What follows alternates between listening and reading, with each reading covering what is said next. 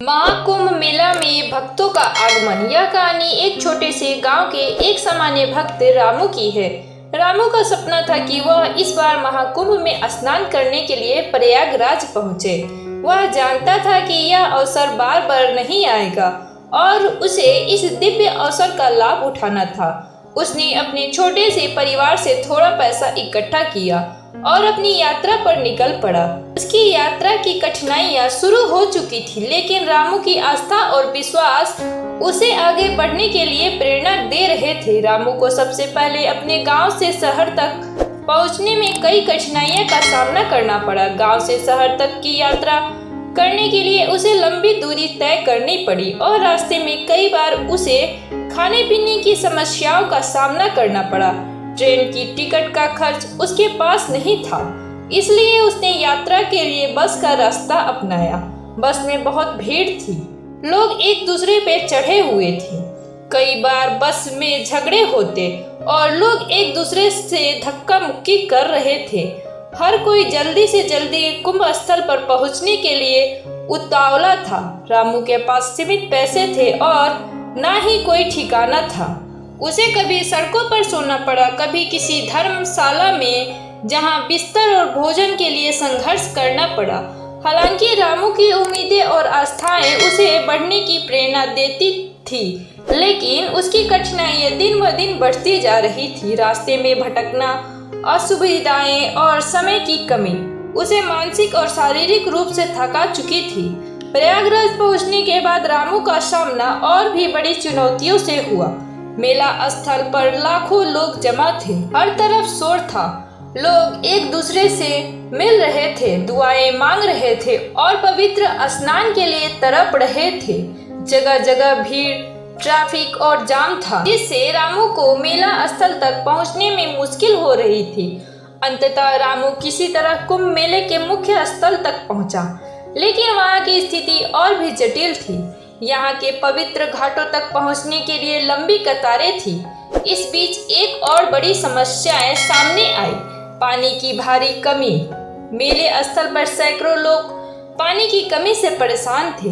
रामू ने सोचा कि वह जल्दी से स्नान कर लेगा, लेकिन फिर उसे पता चला कि घाट तक पहुँचने के लिए कम से कम 2 घंटे लगेंगे।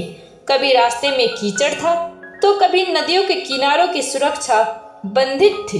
स्थिति इतनी जटिल हो गई थी कि रामू को डर लगने लगा कि वह स्नान नहीं कर पाएगा। उसने बहुत प्रयास किए, लेकिन भीड़ और संकरे रास्तों के कारण वह कठिनाइयों का सामना कर रहा था। कुंभ मेले में शाही स्नान का बहुत महत्व होता है।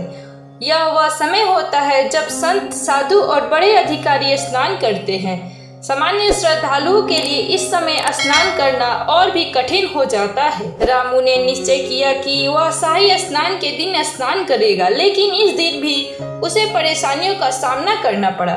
शाही स्नान के दिन जैसे ही रामू घाट के पास पहुंचा, उसे एक और कड़ी चुनौतियों का सामना करना पड़ा। यहाँ की सुरक्षा व्यवस्था कड़ी थी।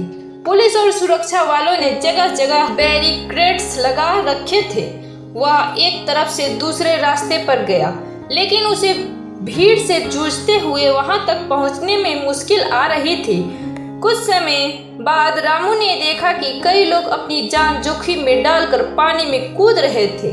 हर कोई शाही स्नान के लिए व्याकुल था। वह समझ चुका था कि यहाँ की स्थिति इतनी जटिल और संघर्षपूर्ण थी कि उसे किसी तरह अपनी जगह बनानी होगी, नहीं तो यह अवसर चूक जाएगा। कई घंटे की मेहनत और संघर्ष के बाद रामू आखिरकार स्नान करने के लिए घाट तक पहुंच पाया। उसने जैसे ही पानी में डुबकी लगाई, उसकी सारी थकान मिट गई। उसकी आत्मा को शांति का अनुभव हुआ। उसे महसूस हुआ कि जैसे सारी परेशानियां खत्म हो गई। उसने कसम खाई कि वह अपनी पूरी जिंदगी को बेहतर बनाएगा और अपने गांव में भी कुंभ मेले के महत्व को बताएगा। स्नान के बाद उसने संगम की पवित्र धारा में अपना सिर झुकाया और भगवान से आशीर्वाद प्राप्त किया। रामू की यात्रा और संघर्ष केवल उसकी नहीं, बल्कि उन लाखों भक्तों की कहानी है जो कुंभ मेले में स्नान करने के लिए आते हैं। हर भक्त की कठिनाइयां अलग अलग होती है। कोई अपनी आर्थिक स्थिति के कारण परेशान है, तो कोई शारीरिक रूप से थका हुआ है। लेकिन अंत में सबका उद्देश्य एक ही होता है, मुक्ति, शांति और भगवान का आशीर्वाद। कुंभ मेला किसी के लिए सिर्फ एक धार्मिक यात्रा नहीं, बल्कि जीवन के संघर्षों से मुक्ति पाने का प्रतीक है।